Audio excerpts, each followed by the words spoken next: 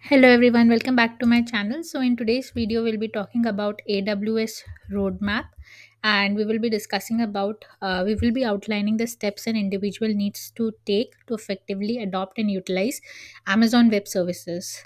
So let's start with the presentation. So these are some of the topics which you should be aware of. So the first topic which you should be aware of is cloud computing. So what is cloud computing? Cloud computing is basically delivery of computing services over the internet, offering resources such as storage, databases, networking, and more. And you do not need to have an on-premises infrastructure in that case. So that is cloud computing.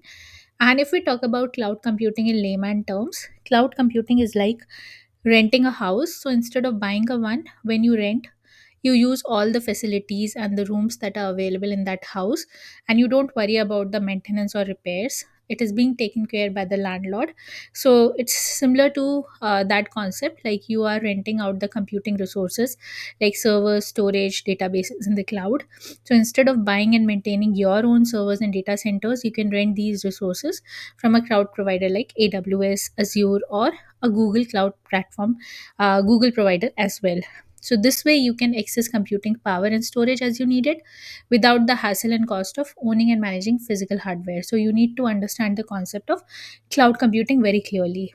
Then you should also know what is IaaS, what is PaaS, and what is SaaS. So IaaS is basically infrastructure as a service, and it provides virtualized computing resources over the internet, which allows users to build and manage their IT infrastructure. Then PaaS, which is platform as a service, which offers a platform allowing developers to build, deploy, and manage applications without dealing with the underlying infrastructure. Then similarly, we have SaaS, which is software as a service, which delivers software applications over the internet, typically on subscription basis, eliminating the need of users to install and maintain the softwares locally.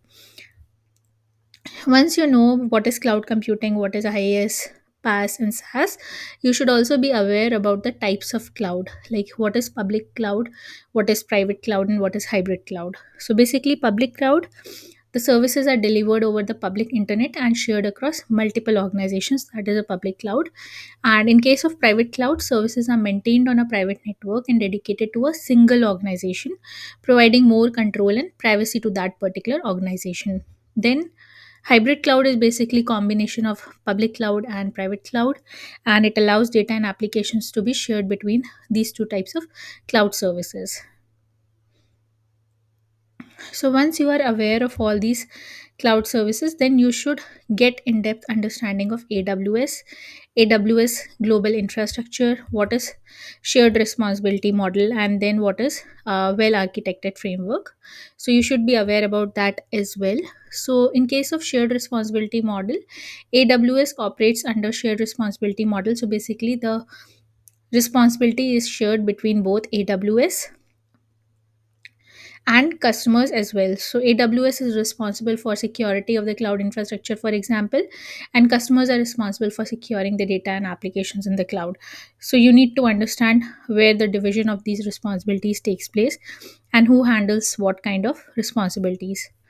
Then, if we talk about well architected framework, so this is also an important part of AWS, where we talk about set of best practices and guidelines for designing and operating the reliable, secure, efficient, and cost-effective cloud applications on AWS.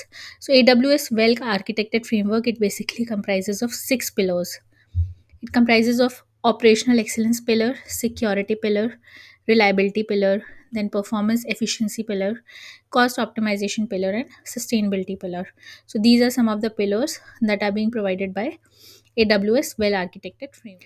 Let's move on to the next slide now, and let's see what all the other things which are necessary in order to fulfill this AWS roadmap.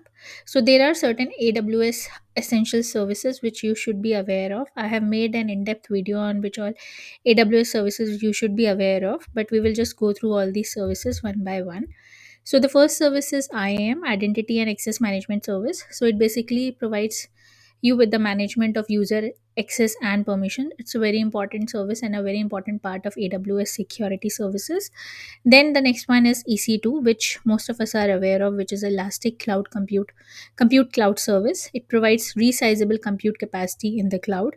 So these are basically virtual machines or servers which are being provided by AWS, where you can deploy your application and expose it to the world. Then VPC, which is virtual private cloud. So it is basically an isolated virtual network within the AWS cloud.